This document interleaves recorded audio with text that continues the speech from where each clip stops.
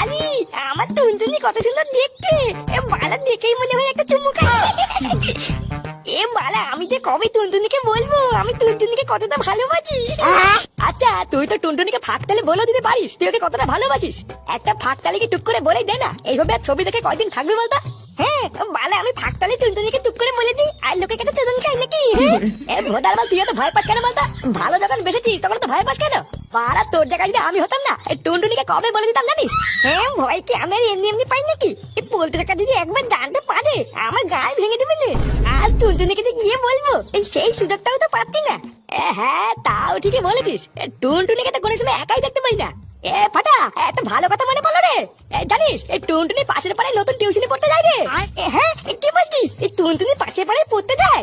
আরে হ্যাঁ রে হ্যাঁ, তাহলে তার কি বলছি, আমি দুদিন দেখেছি টুনটুনিকে পাশের পাড়ায় পড়তে যেতে।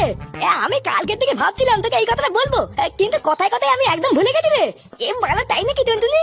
তুমি পাশের পাড়ায় প্রাইভেট পড়তে যাও, কই আমাকে বলেনি তো? আমি তোমাকে এতটা ভালোবাসি তাও তুমি আমার কাছ থেকে এই কথাটা লুকিয়ে গেলে টুনটুনি। আরে ধর ভোদা, ওইসব ছেলে বাদ দে, এটাই কিন্তু একটা সুযোগ, এটা কাজে লাগা রে। বাড়া আমাদের পাশের পাড়াতে টুনটুনি পড়তে আসে, এই একটা সুযোগ, এই সুযোগটা যদি একবার কাজে লাগাস না রে।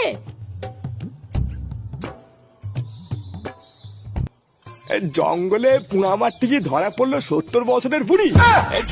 দেশটা বাড়া পুরো গাতার গায়ে ঢুকে গেল, শেষমেশ কিনা 70 বছরের বুড়ি। লেওড়া গুলোর বাল থেকে সব ঝরে গেছে, তবু সেটা রস এখনো কমে না। দাদু দাদু, হ্যাঁ বলো, কিছু বলবা? আমি নতুন একটা ছেলের কাছে পড়তে যাবো, সামনে আমার পরীক্ষা, আমাকে ভর্তি করে দাও। বালা আমি প্রতিবার স্কুলে ফেল করি, এবার আমি পাস করবো, আমাকে ভর্তি করে দাও। নতুন স্যারের কাছে টিউশনিতে ভর্তি হবা? কিন্তু দাদু ভাই, নতুন স্যারের কাছে পড়তে গেলে তো মাসে মাসে অনেক মাইনা দিতে হবে। ও বলে আমি অত কথা জানি না, পোল্টু কাকার মেয়ে টুনটুনি যেখানে ভর্তি হয়েছে আমি ওখানে পড়তে যাবো। আমি শুনেছি ওই স্যার নাকি খুব ভালো পড়ায়, আমি ওখানে ভর্তি হবো, অন্য কোথাও যাবো না। আরে দাদু ভাই, ভালো নাম্বার পেতে গেলে প্রাইভেটে পড়লেই হয় না, বাড়িতে মন দিয়ে পড়তে হয়, বুঝলা? আরে আমাদের বেলায় তো ওইসব কিছুই ছিল না, আমরা দিনরাত বাড়িতে পড়ে কত ভালো নাম্বার পেতাম জানো। আরে ধর ওইসব দিনে আমি কি করবো, আমি স্যারের কাছে পড়বো মানে পড়বোই। ও বলে আমি কেন জানি না, আমি স্যারের কাছে আজকেই পড়তে যাবো, তুমি আমাকে এখনই ভর্তি করে দাও। না, বাড়া কি জ্বালায় যে পড়ি মাঝে মাঝে আমি। এই কি হয়েছে রে, বাড়া এত চেঁচামেচি কিসের? লেওরা আমি সেই রাস্তা থেকে শুনতে পাচ্ছি, এই সকালবেলা এত চিল্লাচ্ছিস কেন? আরে বাবা দেখ না, দাদু ভাই হঠাৎ শুরু করেছে ও নাকি কোথায় নতুন স্যারের কাছে ভর্তি হবে। এমনিতেই ওর স্কুলের ফিস দিতে গিয়ে আমার গাড় ফেটে যাচ্ছে, তার উপরে ওকে আবার নতুন স্যারের কাছে কি করে ভর্তি করি বলতো? কে নতুন স্যার? চোদ না, পকেটে নেই কানা করি মনে হয় বিয়ে করি নাকি? ও তার বল যা, ঘরে গিয়ে আওয়াজ কি যা। আরে তুই ওকে এত বকতিস কেন?